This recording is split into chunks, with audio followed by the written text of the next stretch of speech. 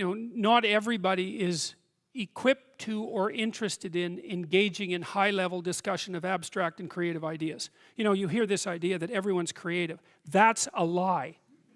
It's as straightforward as that. True creativity is very, very rare. And if you happen to be a creative person, or if you happen to be someone who's profoundly interested in ideas, you are in a pronounced minority. Just as you are if you happen to be extremely extroverted, or extremely agreeable, or extremely conscientious. These are minority issues. And what you do is you find like-minded people who are capable of engaging that. Heavyweight weightlifters compete with heavyweight weightlifters for a reason, and everyone thinks that's fine. And the same thing applies to intellectual and creative endeavors. So what you do is you try to find a community where that's the nature of the community, and you likely have to find a relationship like that as well. So I don't think so. I think what contributes to the siloing is the arrogance that goes along with it. Because if you can be interested in ideas and you can be creative. Well, that's the arrogance of the intellect, right? That's the thing the Catholic Church had warned about for centuries, is the arrogance of the intellect. So, because if you're wise as well as smart, and there is no relationship between being smart and being wise, they are not the same thing. There's no quick pathway from smart to wise.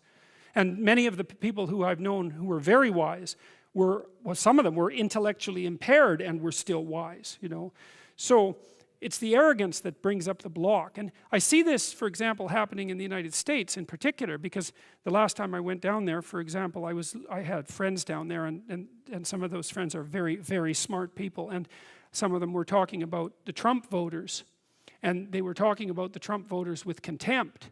And I thought, you better watch that, because that's 50% of the damn population.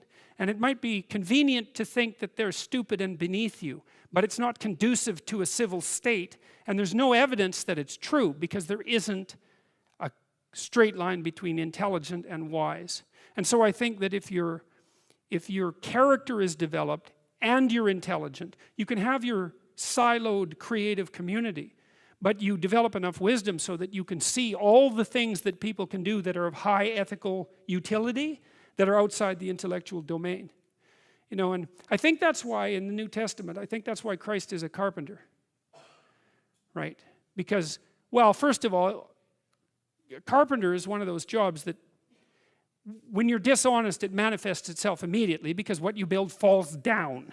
And so if you're an honest carpenter, you build a good house. So there's a nice metaphor there. But it's also a warning, in some sense, against the equation of intellectual brilliance with moral superiority. And so if the intellects would drop their moral superiority, and fat chance there is of that, then the divide between the working class, say, and the elite would resolve. And there's every reason to have respect for decent working class people. I mean, it's on their labor, as the left-wingers at least hypothetically agree, that the entire edifice of the culture is resting. So you can have your cake and eat it too, but you have to not assume that your niche makes you superior. And it's very difficult for smart people, especially smart. There's this scene in Nietzsche's, it's in Thus Spake Zarathustra, where Zarathustra, the prophet, comes down from the mountain, and he comes into a public square, and there's this crowd around this little midget who's only about this high, who has a gigantic ear, and everyone is marveling at him. Well, that's what the modern intellect is like. It's a midget with a giant, well, mouth generally, not an ear. And the being is underdeveloped, but the intellect is hyper activated. And it makes the person extraordinarily unbalanced. And it's partly because they can't compete outside the intellectual realm. And that makes them very bitter, because they tend to think, well, God, I'm so smart, everything should just come to me. It's like, sorry, that's not how the world works. And it also, that attitude is immediately evident to people that they're talking to when they talk in the manner that they talk, if they are arrogant intellectuals of that sort.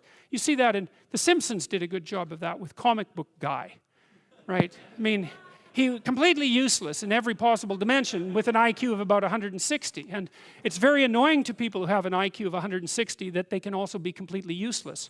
but it happens a lot. So